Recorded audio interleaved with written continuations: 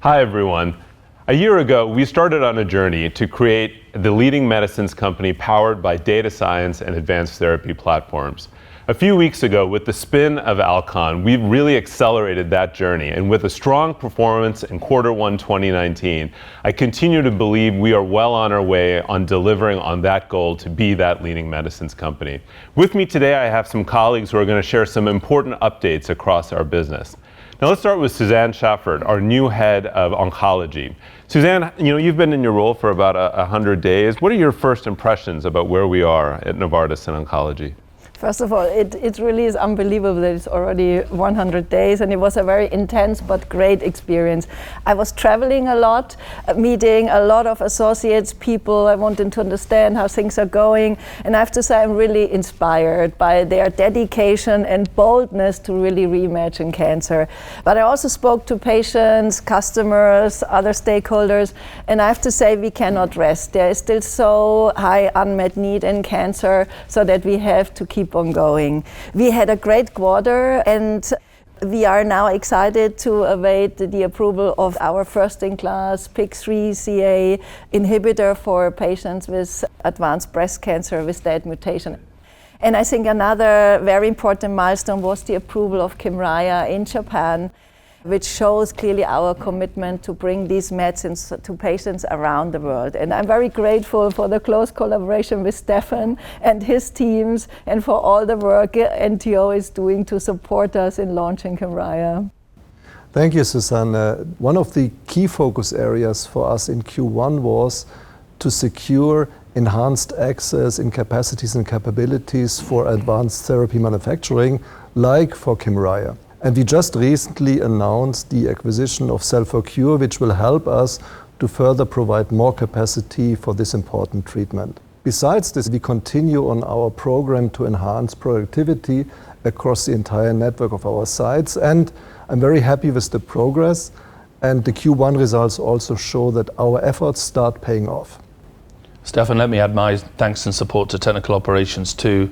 We have just closed a deal on adding additional gene therapy manufacturing capacity in Longmont, Colorado. We've now upped our game even further in gene therapy manufacturing and added this long-term capacity, which I think will really help support the need for gene therapy in children with SMA and other rare diseases. It's been a really great first quarter again. Year-over-year growth of Entresto and Cosentyx is outstanding. We've had Cosentyx approved in China, which is another major breakthrough. We got continued progress with Aimovig, close to 200,000 patients who are struggling, who've had access in the US alone. And then, of course, we've had Mayzent approved in the first quarter, the first medicine studied in secondary progressive MS, a very difficult to treat patient population. We look forward to what can happen with Zolgensma, SMA, or gene therapy, fingers crossed for an approval just around the corner. This year, more than any other year, we're really focusing on supporting our field teams, medical, commercial, sales. We're trying to simplify their roles to make sure that they can focus really on the very best work they do. You're picking up on Paul's last point. I feel like, having visited now over 30 countries around the world, I really sense this energy in the organization around the culture change, around really becoming an inspired, curious, and unbossed organization. Yes, unboss is particularly powerful in operations. There are many wonderful examples across the network. What inspired me personally the most over the past few weeks was seeing our team in Torre, this is one of our sites in Italy, who really embrace this unboss culture in a way to simplify the way they are working, taking full ownership and accountability, and as a consequence, they delivered amazing results. That's great. I think Paul as well, great progress on the gender diversity side. Yeah, look, the movement that you've begun here at Novartis and unboss and getting people to speak up applies everywhere. And a lot of our female leaders are saying, we can't be what we can't see, and we want to see more people to aspire to female leaders at executive positions. We know that diverse teams outperform over the long term. Plus, it's just the right thing to do. And we continue to make commitments as a company. We're committed to gender equity in terms of pay, in terms of getting to 50-50 at our top leadership levels as well over time. And we also made, I think, an important step in terms of our approach on parental leave, right, Suzanne? Yeah. And I'm particularly excited about that. I believe if we want to have diverse teams, we need to create an inclusive environment. And this new policy, I think, is a great step in that direction.